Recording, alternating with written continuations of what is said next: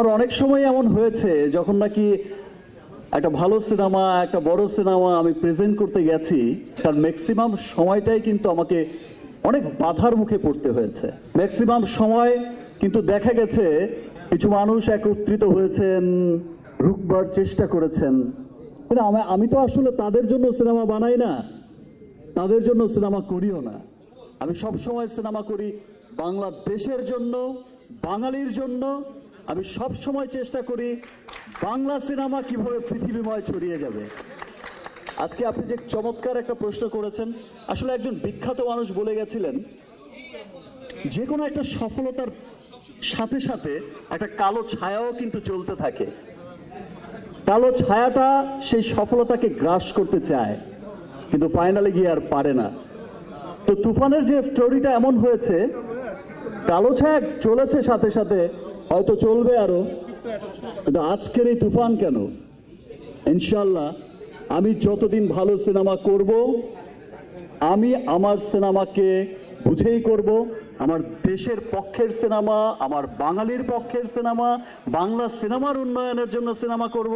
আমি কোনো কালো ছায়ার জন্য সিনেমা করব না। আর সেই ভাইবটা আমি কিন্তু, এবার কোশ্চেনে আসি, অ্যান্সারে আসি, সেই ভাইবটা কিন্তু আপনারা দেখেছেন, আমি একটু আগেও বলেছি, টিজার রিলিজের পর, ট্রেলার রিলিজের পর, this is the first time সেটার রিভিউ করছে বাঙালির বাইরে গিয়ে ইংলিশরা, সেটা রিভিউ করছে আমেরিকানরা, হোয়াইটরা, অস্ট্রেলিয়ান হোয়াইটরা, জার্মান হোয়াইটরা।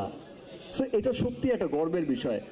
আমার বিশ্বাস যে দেখেন, আমি তো এই সিনেমা দিয়েই আর আমি বলতে পারি না যে কর্ণাটকের মতো বা তামিলের মতো 1000 কোটির বিজনেস করে নেব, বাট আমি এইটুকু বলতে পারি, সেই ক্লাবে যাওয়ার, সেই বিশ্ব দরবারে যাওয়ার পথ চলাটা যেমন শুরু হয়েছিল গত বছর, এই পথ চলাটায় আমরা অনেক দূরে গিয়েছি। আজকে ইংলিশরাও আমাদের রিভিউ করছে, বাংলা সিনেমার রিভিউ করছে। ইনশাল্লাহ সামনের বছরে এমনও দিন দেখতে পাবেন, এখনই শুনি জামাইকার খবর, আর নিউ ইয়র্কের খবর, ডাবলিনের খবর, অস্ট্রেলিয়ার খবর, এখনই কিন্তু শুনি, আপনারাও শোনেন।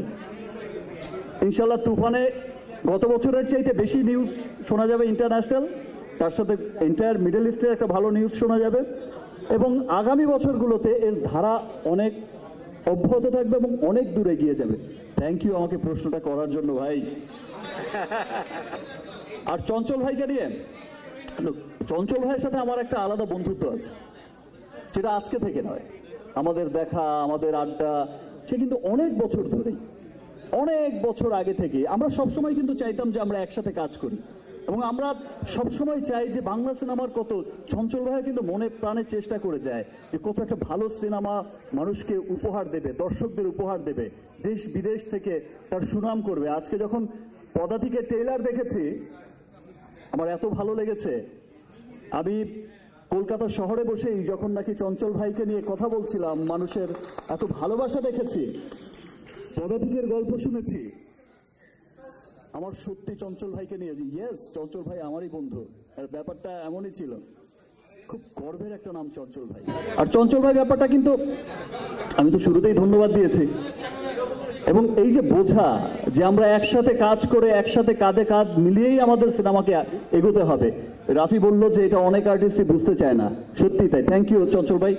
তো বন্ধুরা, এই ভিডিওটি সম্পর্কে আপনাদের কি মতামত, অবশ্যই নিজের কমেন্ট বক্সটিতে আপনাদের মতামত জানাতে ভুলবেন না।